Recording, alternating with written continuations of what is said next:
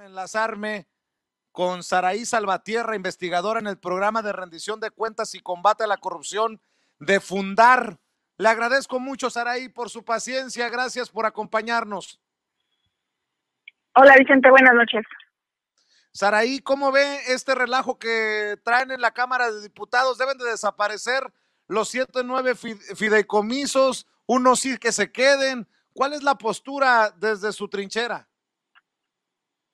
Mira, sí nos pareció importante que se revisara y se pusiera sobre la agenda pública los fideicomisos, porque efectivamente tienen distintos elementos que permiten la opacidad, ¿no? Que son proclives a la opacidad, a pesar de que hay reglas específicas en la Ley General de Transparencia y la Ley de Austeridad para que se cumpla con los objetivos de los fideicomisos y se transparente el destino final de sus recursos.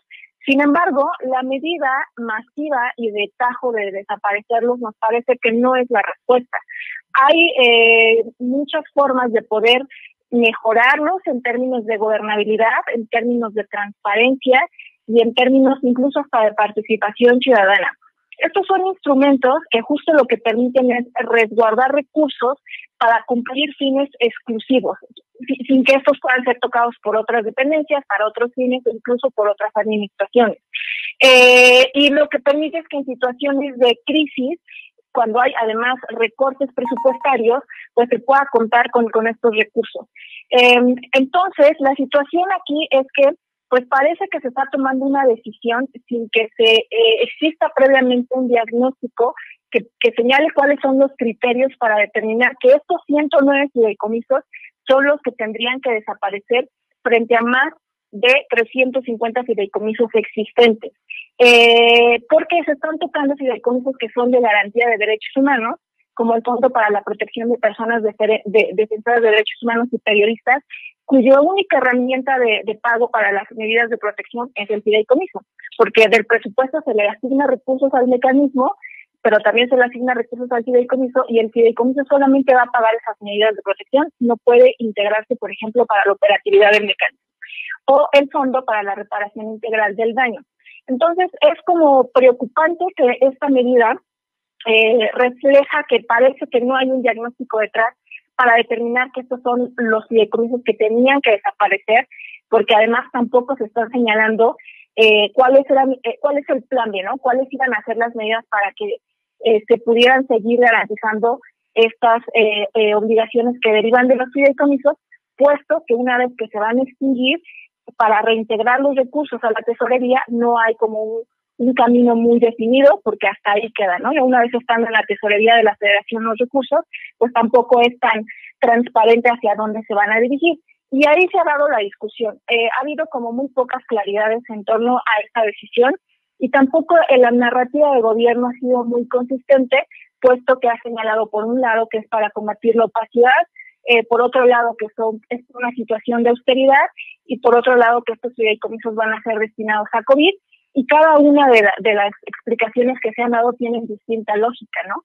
Por ejemplo, si se va a combatir la opacidad, pues hay fideicomisos que están siendo administrados por instituciones bancarias, instituciones financieras que son privadas, y tal vez ahí sí había posibilidad de revisar cómo son estos mecanismos de administración.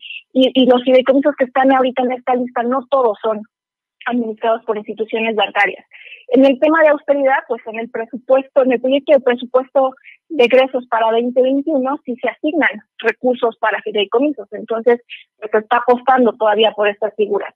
Y si es para COVID, pues tampoco nos parece como una justa medida que le quitemos recursos a unos derechos para garantizar otros, ¿no? Creo que había un camino intermedio que era a partir de un diagnóstico que permitiera verificar cuáles eran los problemas específicos dentro de cada fideicomiso, que se cumplieran las obligaciones de transparencia que ya están establecidas, que en muchos casos no se cumplen o la información es mínima, y cuáles podrían ser las modificaciones incluso hasta en las reglas de operación, porque a veces el problema no es en sí la figura del fideicomiso, sino la forma como se previó que se van a operar, y esta forma, pues, o quienes decidieron cómo se van a operar, pues también está involucrada las dependencias de gobierno.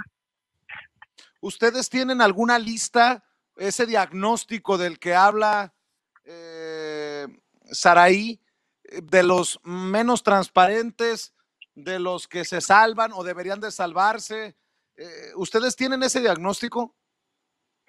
Nosotros desde 2018 hemos documentado de manera como general, porque esto requiere un análisis con tiempo, cómo han funcionado, y específicamente hicimos el ejercicio con algunos, sobre todo en términos de transparencia y disponibilidad de la información para el público. Y ahí observamos que de manera general la única información pública disponible son montos generales y a lo mejor del destino, pero no señalan de manera específica hacia dónde se destinan o si están cumpliendo los fines para los cuales fueron creados, que esa es una de las recomendaciones que hacemos, ¿no? Que se pueda informar ampliamente cuáles son los cumplimientos que se están dando a través de estos recursos, hacia dónde se destinan, quiénes son sus beneficiarios. En algunos casos está la obligación de que se señale el padrón de beneficiarios, en otros no. Por ejemplo, el caso de defensores de derechos humanos no podemos decir quiénes son los beneficiarios porque es ponerlos en riesgo, pero en otros sí es necesario, porque justo esas medidas permiten equilibrar que los recursos lleguen hacia donde tienen que ser destinados. Y también saber quiénes son los comités técnicos que toman la decisión de cómo se van a ejercer estos recursos. En algunos lo que observamos es que, por ejemplo, los fideicomisos que están en las entidades federativas y que de esos no hay como un análisis o seguimiento, observamos que quienes integran estos comités técnicos pues son privados, ¿no? Son privados que están tomando decisiones de interés público y no hay un equilibrio entre sociedad y privados. Pero en otros casos sí pudiera permitir que beneficiarios formen parte de ese comité técnico para que ellos mismos decidan cuáles son las mejores formas para garantizar sus derechos, ¿no? Poder activar a las personas en la defensa de sus propios derechos.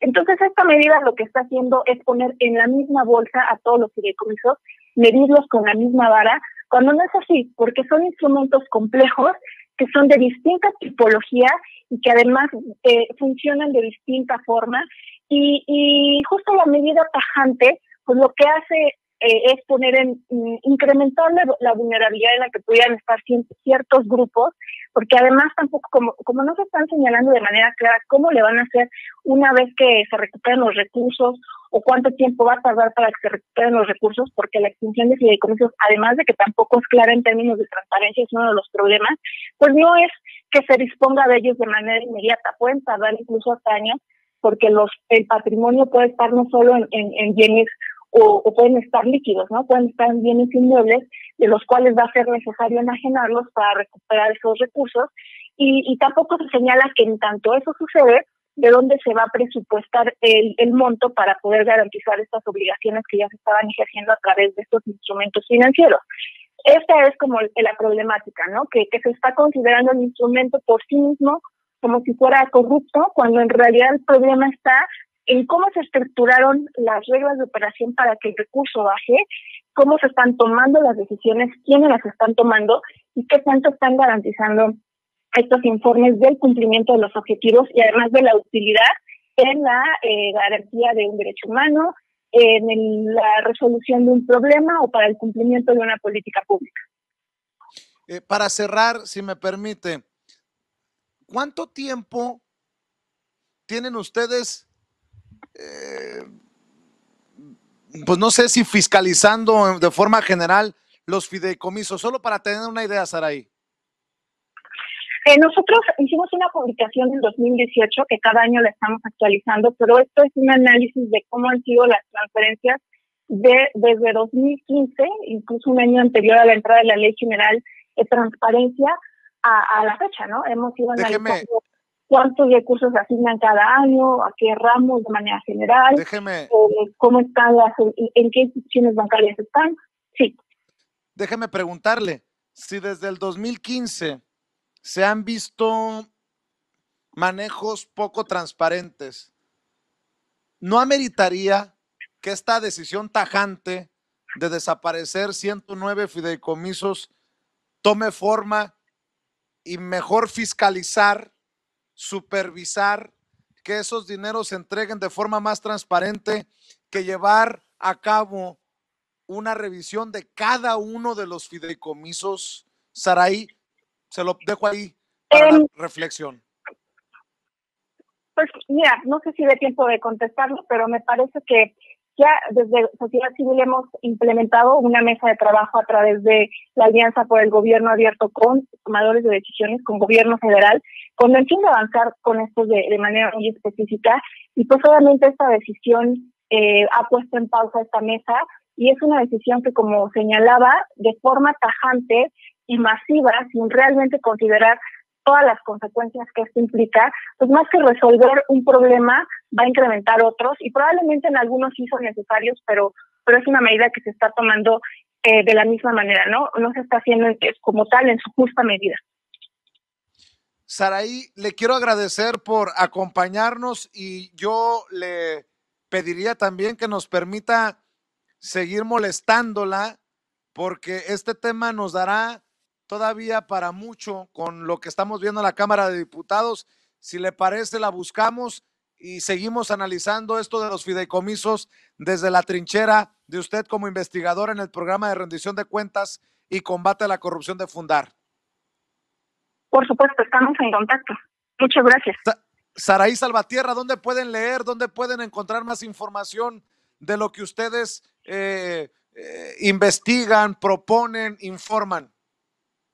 Claro, en Fundar tenemos una página, un sitio donde está esta información y la investigación. Se llama fideicomisos.fundar.org.mx, y ahí ya pueden encontrar los datos, las cifras y todo lo que hemos hecho alrededor de este tema. Muy bien, pues Saraí, le agradezco mucho. Que descanse. Buenas noches. Gracias, buenas noches.